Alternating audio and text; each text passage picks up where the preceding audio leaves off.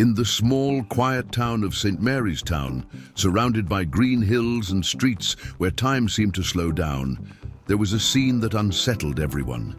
In the center of the square, in front of the old stone church, a 9-year-old black boy named Ethan Johnson repeated a gesture that became impossible to ignore.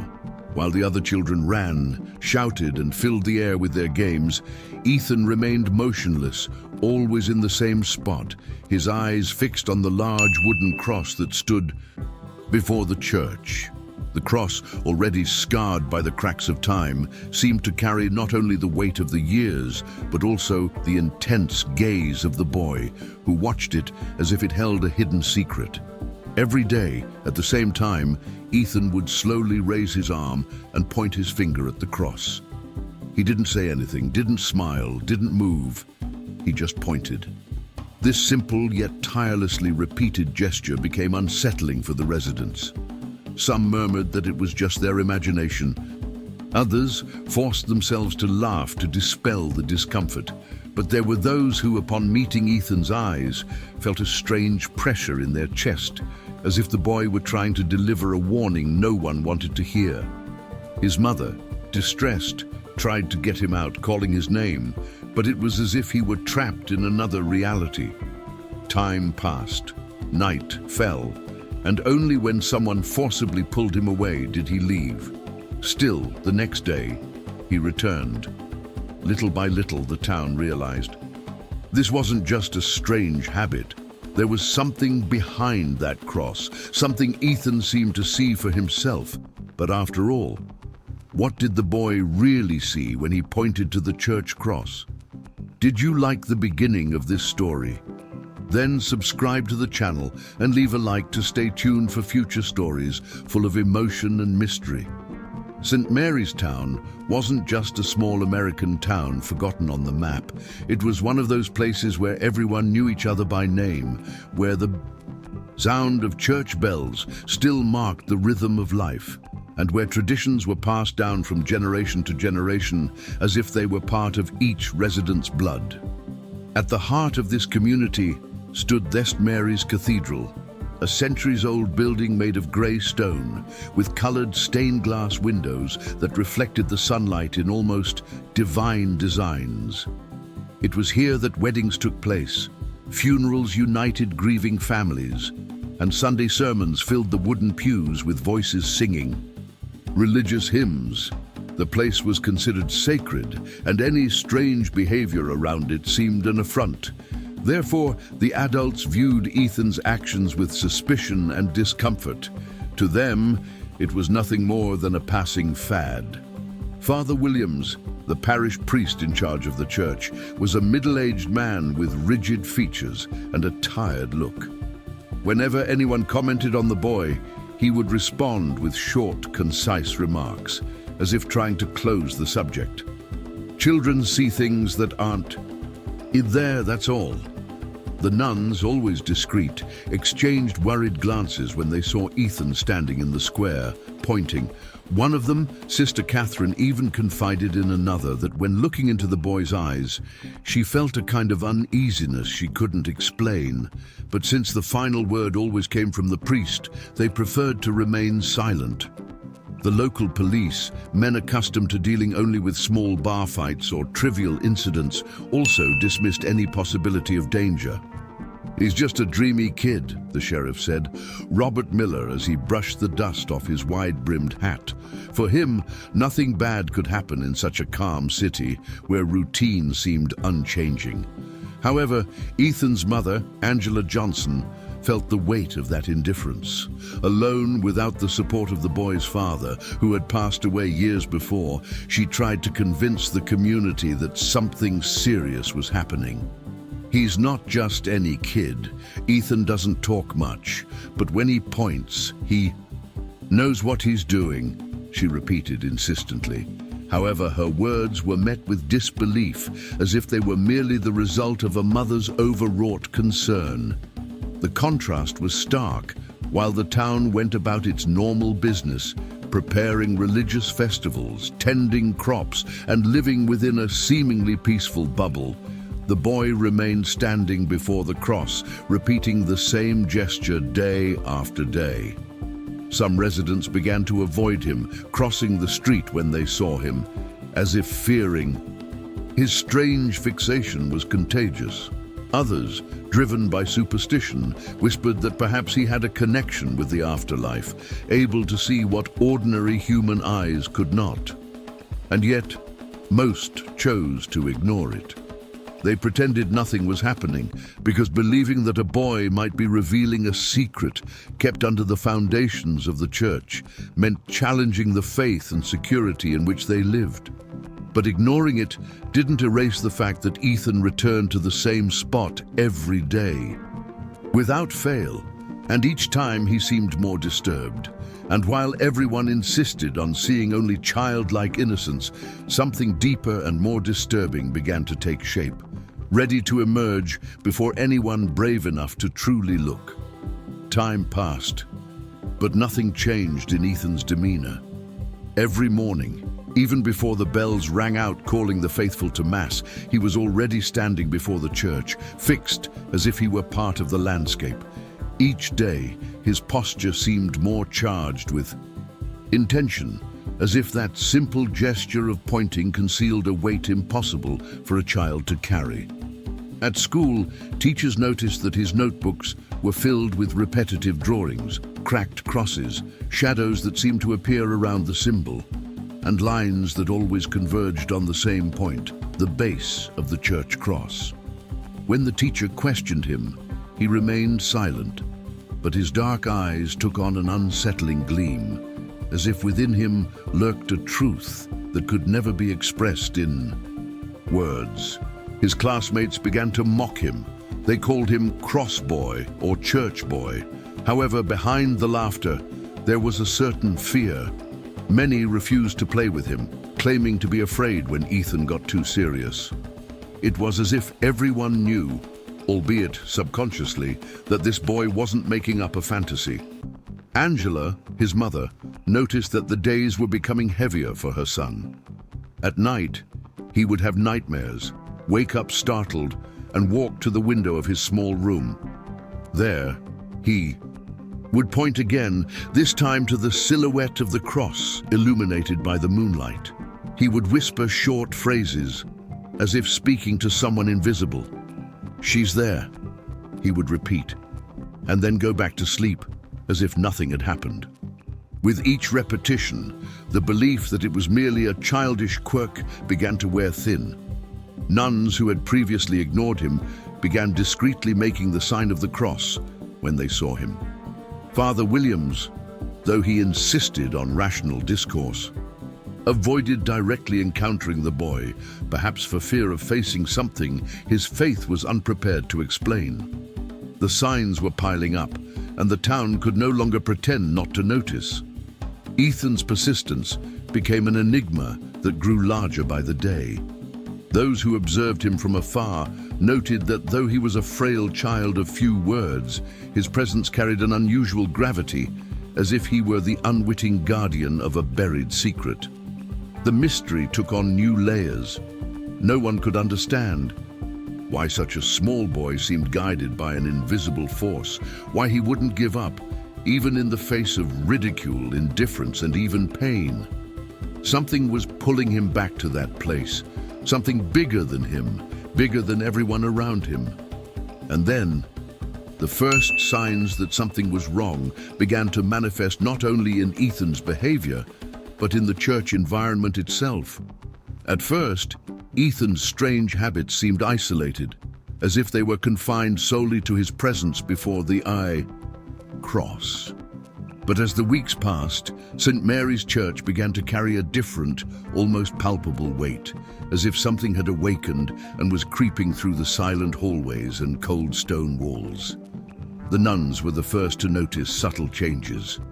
At night, when they gathered for last prayers in the adjacent convent, they heard muffled noises coming from the courtyard, shuffling footsteps, as if someone were slowly circling the cross, and dull knocks that echoed without explanation. One of them, Sister Catherine confessed to seeing a shadow move on its own, circling the base of the cross as if trapped there. She tried to ignore it, but she couldn't sleep for days, feeling her heart race every time the wind blew through the windows. Soon after, other signs began to multiply. A strong, unpleasant smell, like burnt wood mixed with rust, began to spread at certain times, especially during the mornings when Ethan stood before the cross for longer periods.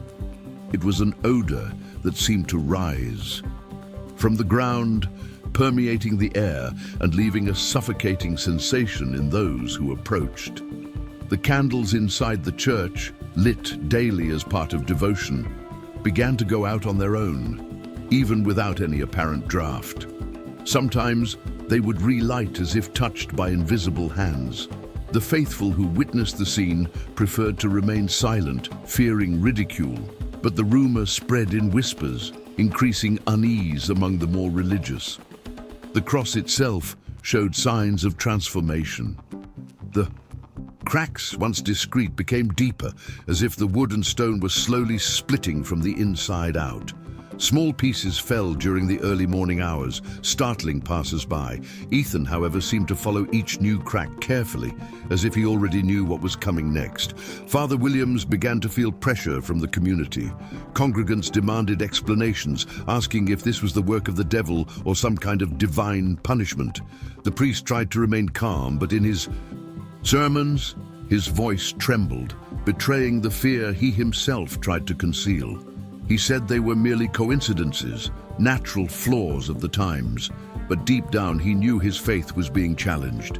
Ethan, however, showed no fear. On the contrary, he seemed increasingly convinced, more determined, as if the signs only confirmed what he had always known. His silence carried more authority than any speech, and his presence before the cross became impossible to ignore. The city could no longer sleep. Peacefully, something was growing there, and everyone felt it, even if no one had the courage to admit it out loud. It was only a matter of time before someone decided to delve beneath the surface, seeking answers in the place the boy tirelessly pointed. And when they finally decided to investigate, the tension that hung over St. Mary's turned into a suffocating anticipation, as if at any moment the truth was about to break the ground beneath their feet. Pressure from the community began to weigh heavily on Father Williams's shoulders. The nuns were restless, the faithful murmured in the pews during Mass, and even Sheriff Miller, who had always dismissed the stories as figments of imagination, was forced to admit that something needed to be done. So, on a cloudy afternoon, they decided to conduct a small inspection of the base of the cross. The intention was simple: to show everyone that there was nothing there, quell the rumors, and restore the peace the town so cherished. 2 caretakers, men accustomed to tending the cathedral's gardens and ancient walls, were entrusted with the task.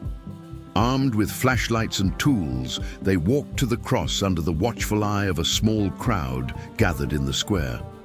Ethan stood there, standing, as always, silently watching, his eyes fixed on the men approaching the crack.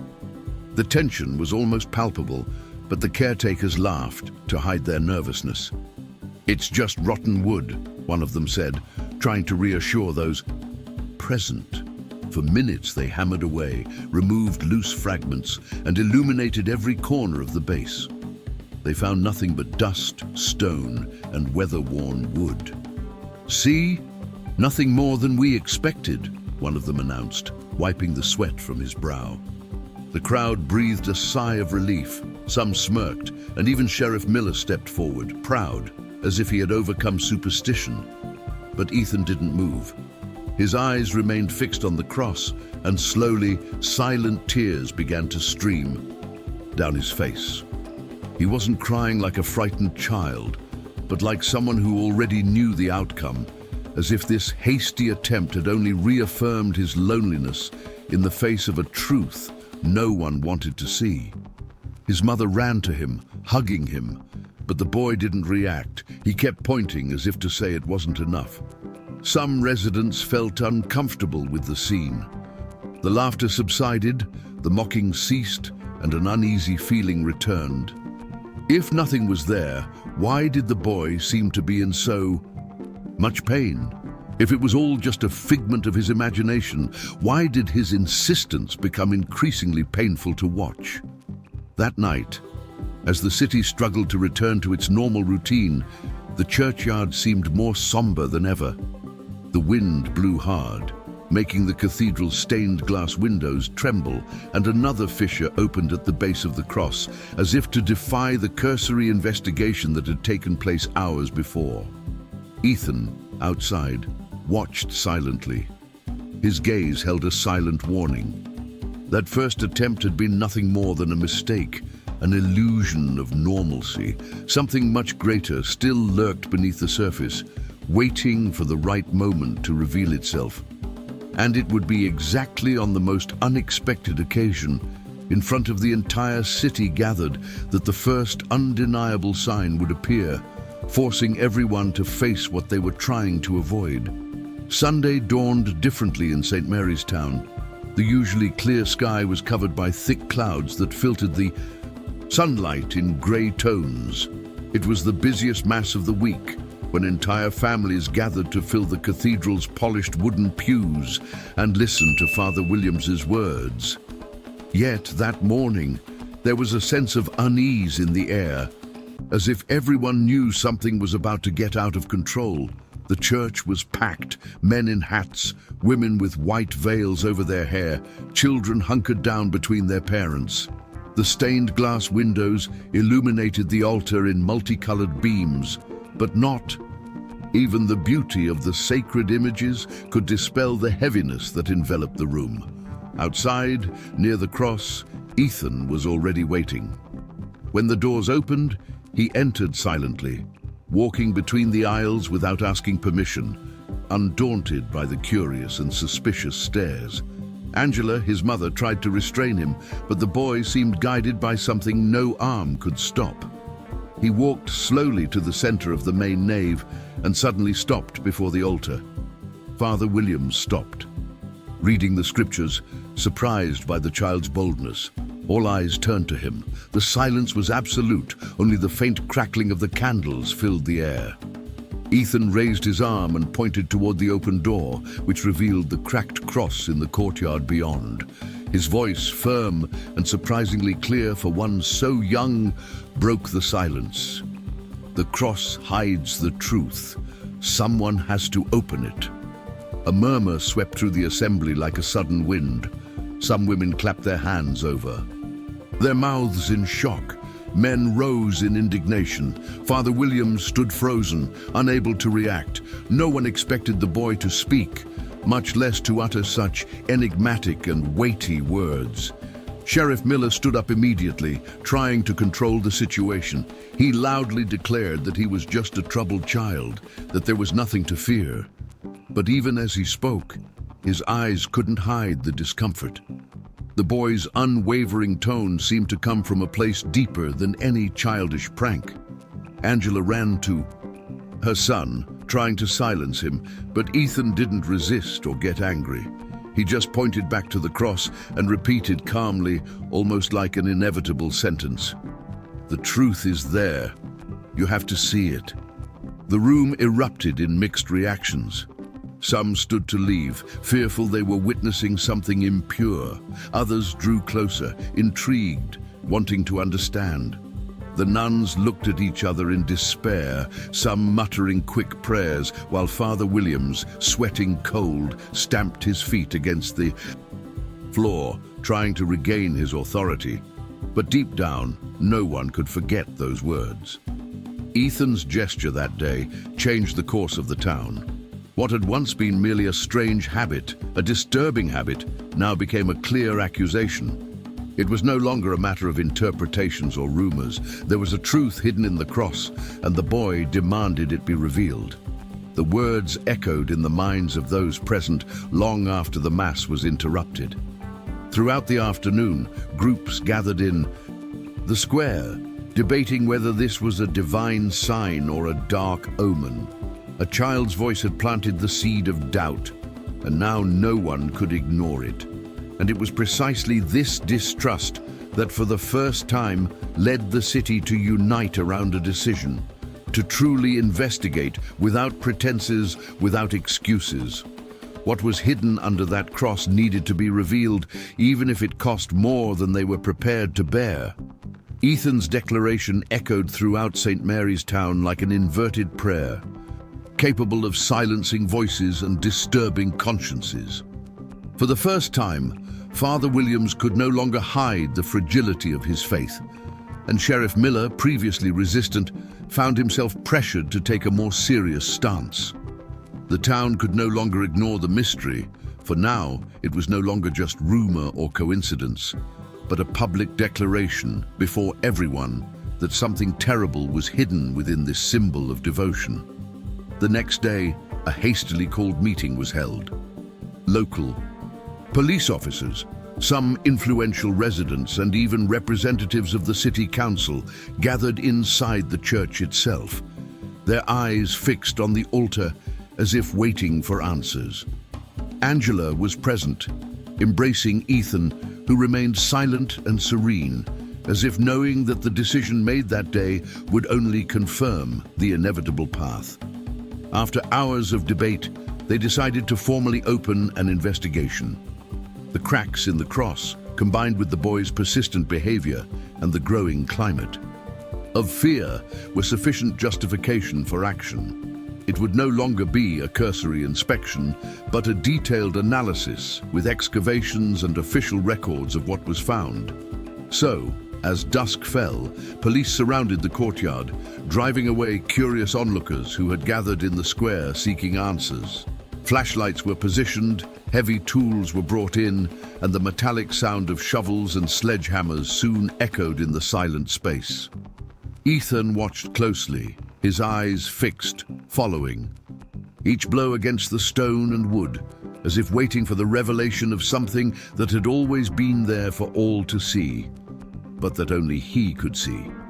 The first few minutes were filled with pent-up anticipation. The courtyard seemed to resist the work, as if each blow only reinforced the sense that something lay hidden beyond the visible cracks. With each fragment removed, the crowd held its breath, waiting for a secret to be revealed. Tension mounted as larger chunks of the foundation began to give way, revealing deep fissures and passages that could not be simply the effects of time. Sheriff Miller tried to maintain order, but his voice no longer held its same firmness. Father Williams stood nearby, holding a rosary between sweaty fingers, repeating soft prayers as the work progressed. For him, this moment was a direct confrontation between the faith he defended and the secrets he feared. Ethan said nothing. He simply moved closer with each passing moment, tilting his head toward the opening as if recognizing each fragment removed. His eyes reflected the light from the flashlights, creating an almost supernatural expression, a mixture of innocence and certainty that made everyone uncomfortable.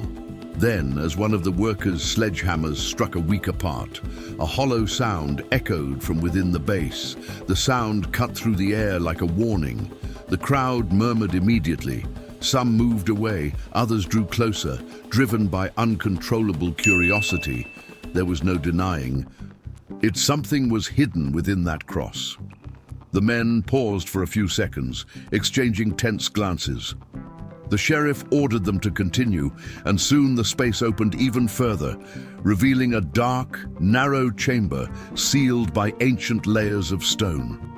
The atmosphere was stifling, the silence absolute, and it was at that precise moment that Ethan stepped forward, knelt before the opening, and without a word, reached out toward the darkness.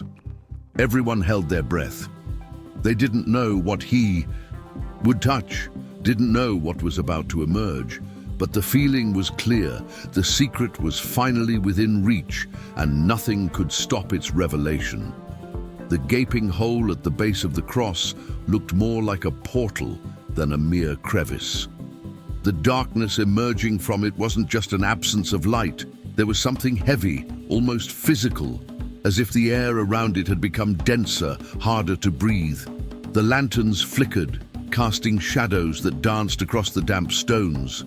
while the crowd huddled together, torn between eagerness for answers and fear of what might be discovered. Ethan, kneeling before the opening, remained motionless, his arm outstretched, as if he knew exactly what was hidden. His hand, small and steady, brushed the cool surface of the stone until he reached something that didn't belong to the church's visible time. Slowly, he pulled out an object wrapped in aged cloth, torn in places, marked by the dust and mold of forgotten decades. The entire square held its breath. Sheriff Miller approached quickly, taking the package from the boy's hands, as if afraid Ethan would be the only one to reveal its contents.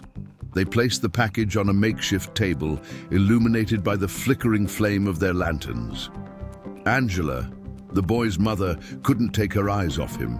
It seemed her son's every move had been anticipated, as if this were the mission he was born for.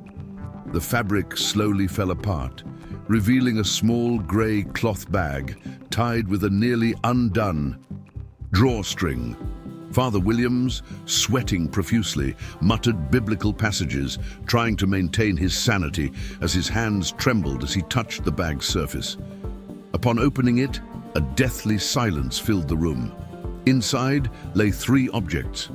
The first was an ancient metal crucifix, stained with rust and what looked like dried blood. The second was a small leather-bound notebook, worn with age, its yellowed pages suggesting forgotten notes from another era. The third was a cassette tape, its label barely legible, just a few smudged letters, barely readable in the dim light. The impact was immediate. Many people backed away, crossing their arms as if to ward off not only the objects, but what they represented. The nuns wept silently, and some residents whispered that it was the work of evil, a sign that the town was cursed. Ethan, however, didn't cry, didn't move. He simply stared at the items, his eyes reflecting the lantern flames as if he recognized every detail, as if he finally had proof of what he'd always pointed out. It was as if the objects weren't new to him, but ancient memories of something he'd never witnessed, though he carried them within him. The sheriff tried to maintain order, collecting the bag and asking everyone to calm down. But the tension had already boiled over, and every glance at the crucifix and the diary seemed to carry questions no one dared ask aloud. After all, what was the meaning of this collection buried beneath the cross? Why would someone have hidden something like that in a place considered sacred? And most disturbing of all, what was recorded in that dark-covered diary and on that tape that seemed to contain voices from the past? No one knew it yet, but everyone was aware that these discoveries weren't the end.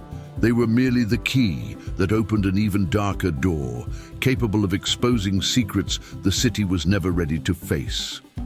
The silence that fell after the bag was discovered seemed heavier than any scream. Everyone present was paralyzed, as if waiting for the objects to speak for themselves. Sheriff Miller took a deep breath, trying to regain his authority, and ordered the items taken into the church, where they could be examined more carefully. The crowd, however, did not budge. Every person there wanted to know the truth, even if it meant destroying the foundations of faith that sustained their lives. Inside the cathedral, under the dim candlelight, the atmosphere was stifling. Father Williams held the crucifix. With trembling hands, as if struggling to understand why this sacred symbol seemed stained by something profane. But it was the small diary, placed on the wooden table near the altar, that drew the most attention. Its leather cover was worn, and the musty smell permeated the air, as if each page had absorbed decades of silence. Cautiously, the sheriff opened the first page. The hurried, uneven handwriting revealed not just the words, but the desperation of the writer.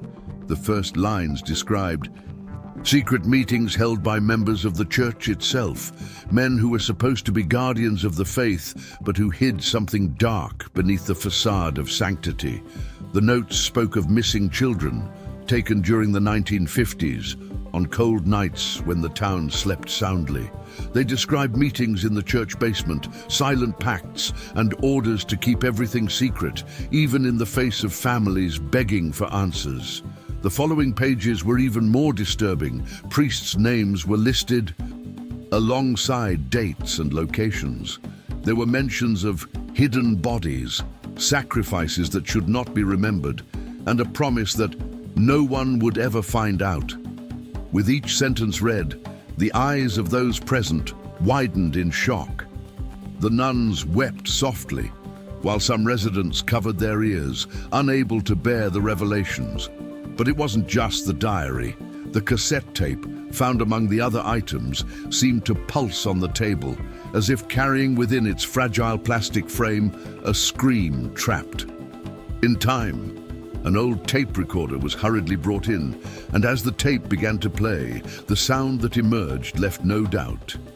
It was the voice of a child crying. The wailing was interrupted by stern orders, deep male voices demanding silence. There were footsteps, doors being locked, and then the muffled sound of distorted prayers, as if they were prayers used not to save, but to conceal the unfolding horror. The shock was devastating.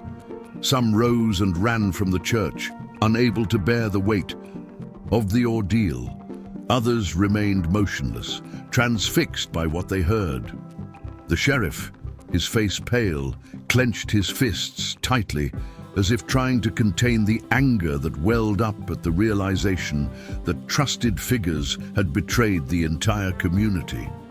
Father Williams, meanwhile, fell to his knees, tears streaming down his face, repeating jumbled phrases between pleas for forgiveness and denial. Ethan didn't cry, didn't move.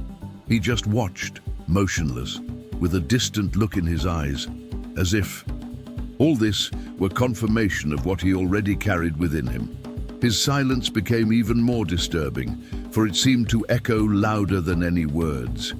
It was as if he were the link between the present and the past, the silent guardian of a truth that refused to remain buried. As the recording ended, the silence that followed was suffocating. The entire town now knew. The secrets hidden beneath the cross were not just symbols, but concrete proof of ancient crimes perpetrated by those who were supposed to guide by faith.